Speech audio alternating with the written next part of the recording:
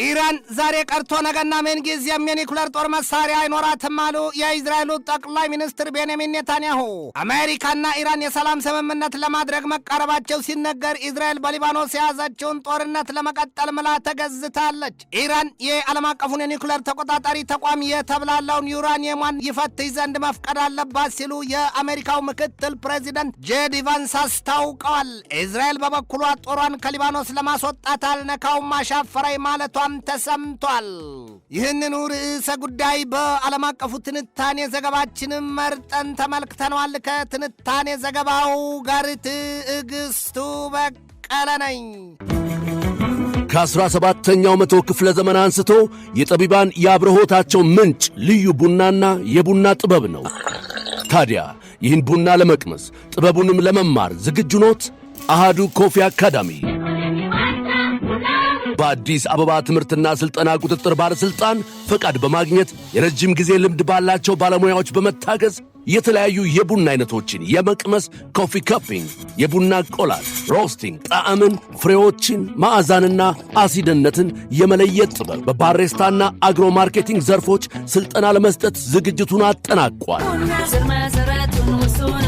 የቡና ጥራትን ለመጠበቅ የቡና አፍቃሪዎች የተለያዩ ጣዕሞችን ለማወቅ እንዲሁም አምራቾች ምርቶቻቸውን ለማሻሻል እንዲችሉ የሚረዳውን ይህንን ሥልጠና በአሃዱ ኮፊ አካዳሚ በመሰልጠን ብቁ ባለሙያ ይሁኑ። የሥልጠና ቦታው በቦሌ ጃፓን ኤምባሲ ናይል ሶርስ ሕንፃ 3ኛ ወለል ላይ። ለበለጠ መረጃ በስልክ ቁጥር በ0961 88 82 22 ይደውሉልን።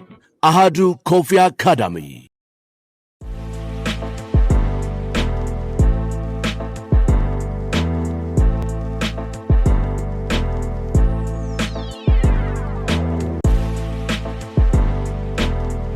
ብቻውን የበላ ብቻውን ይሞታል ይሏል አበው። አሁን በአሜሪካና በኢራን መካከል የተኩስ አቁም ስምምነት ተደርሷል፣ ተፈርሟል ቢባልም ዋናው ጉዳይ ግን በዚያ የተኩስ አቁም ስምምነት የሊባኖስ ጉዳይ መካተት አለበት የሚለው ነገር አሜሪካን ከመረቁ አውጡልኝ ከስጋው ጦመኛ ነኝን አድርጓታል።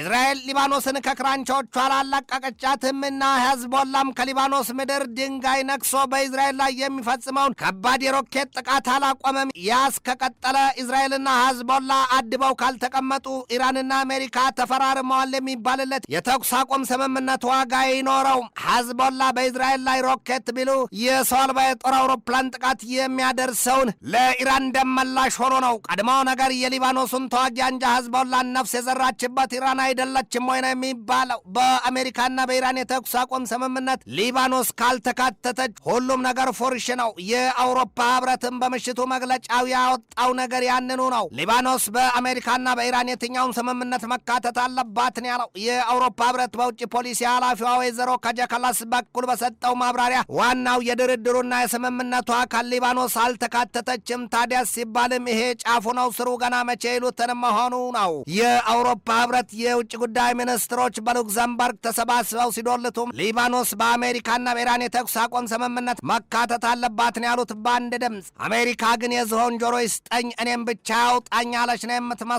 ይሏታል።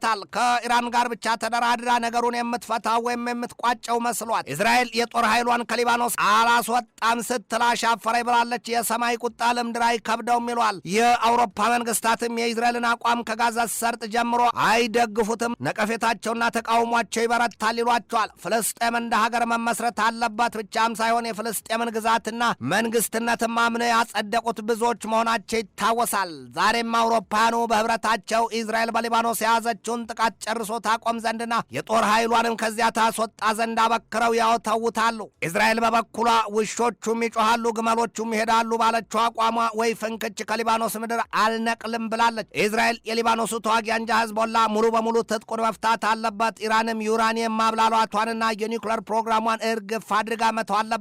ያ የማይሆን ከሆነ የእስራኤል ህልውና በየትኛውም ሰዓት ለአደጋ የተጋለጠ ነው የሚል አቋም አላት። የአውሮፓ መንግስታት እስራኤል ጦሯን ከሊባኖስ ታስወጣ ማለት ብቻ ሳይሆን የሂዝቦላን ትጥቅ መፍታት ጉዳይ የሚሆን የኢራንን ዩራኒየምና የኒውክሌር ፕሮግራም ስለምን አላዩትም ስትል ቁጣ ይገነፍላል። በኔ ከሚያው ባንቺ ይሉትን ያስታውሷል። አናዶሉ የዜና ምንጭ ይላል የሊባኖስ ጉዳይ በአሜሪካና የኢራን ስምምነት ስሌት ካልተካተተ የተሟላ አይደለም። የእስራኤሉን ጠቅላይ ሚኒስትር ቤንያሚን ኔታንያሁን እንቅልፍ እየነሳ አላስቀምጥ ያላቸው የሊባኖሱ ተዋጊ አንጃ ሂዝቦላ ጉዳይ ውስጥ ሚስጥሩ ሲፈተሽ ከዚያም ያለፈ ይዘት አለው ነው የሚባለው።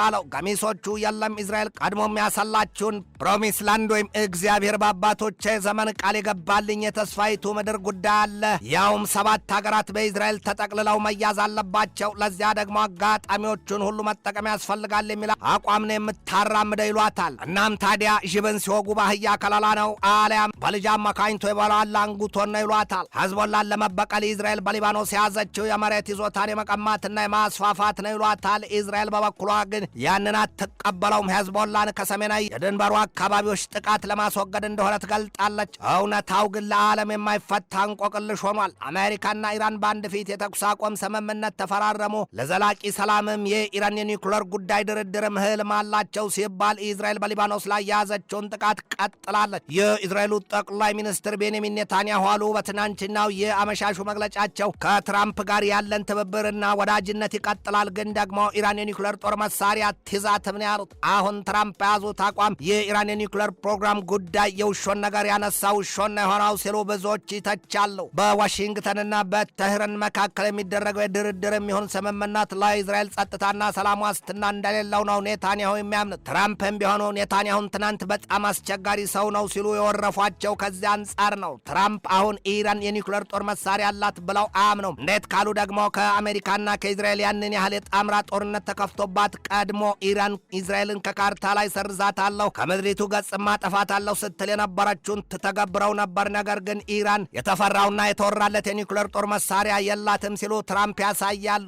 እስራኤል ግን ባሻጋሪ የሸተታት ጠረን አለና ኢራንን ፈጽሞ አታምናትም። አጎንብሶ በላን ተኝተህ ቀላውጠው ይሏል። በአይሁዳዊቷ ሀገር እስራኤል እምነት ፋርሳዊቷ ሀገር ኢራን አንድም የኒውክሌር ጦር መሳሪያ ታጥቃለች። ሁለትም መሳሪያውን ለመስራት የሚፈጅባት ጊዜ ቢበዛ የሳምንታት አለያም የቀናት ነው። ኢራን በበኩሏ የሚባለውን መሳሪያ መያዝ አልፈልግም፣ ቀድሞ ነገር በሃይማኖት ሕግ የተከለከለ ነው ስትል ደጋግማ አቋሟን ትገልጣለች። እስራኤል ኢራንን አንድ ጊዜ አመንዝራ ካሏት ብትቆርብ የማያምኗትን አድርጋ ነው የምትመለከታትና አታምናትም። ኢራንን በበኩሏ እስራኤልን እንኳንስ ነፍጥ አንስታ ደግናና ተኩሳባት ቀርቶ ለሰላም ተንበርክክ ያለሁ ብትላትም ድመት መንኩሳ አመሏን አትረሳናት ስትል አታምናትም። ኔታንያሁ ይላሉ እስራኤል ለብሔራዊ ጸጥታዋ ጉዳይ አትደራደርም። በኢራንና በእስራኤል መካከል ያለው ውጥረት ካረገበ በስተቀር የድፍን የመካከለኛው ምስራቅ ቀጠናና የባህረ ሰላጤው ቀጠና ባጭ እንዳሞጠሞጠና ሰንኮፉም የሚያራዥ እንደሆነ ይታመናል።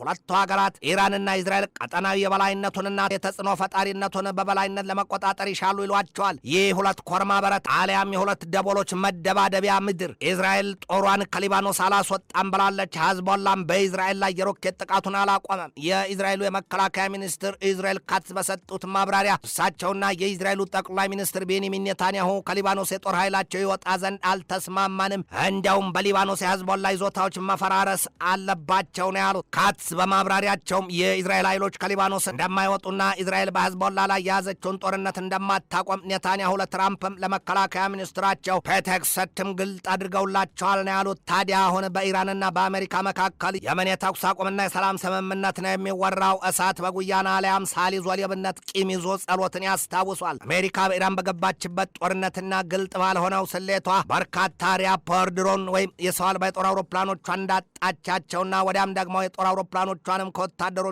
ጭምር በአንድ የሚሆን በሌላ ታለች። ሀገሪቱ ኪሳራዋን ስታሰራው ያንገበግባት ይዟል ቢባልም ገጽታው ደግሞ የጣምራ ጦርነት የታወጀባት ኢራን አልሰበር አልታጠፍ ብላና መክታ የአሜሪካን እልህ ማስጨረሷን የሚያሳዩቱ ኢራን ከሀያላኑ ተርታ ተሰልፋለች ችሏታል። ሌላውና አስጊው ያልተፈታው ጉዳይ እስራኤል በሊባኖስ ጥቃቷን የምትቀጥል ከሆነ ከኢራን የበቀል ምላሽ ይሰጣታል።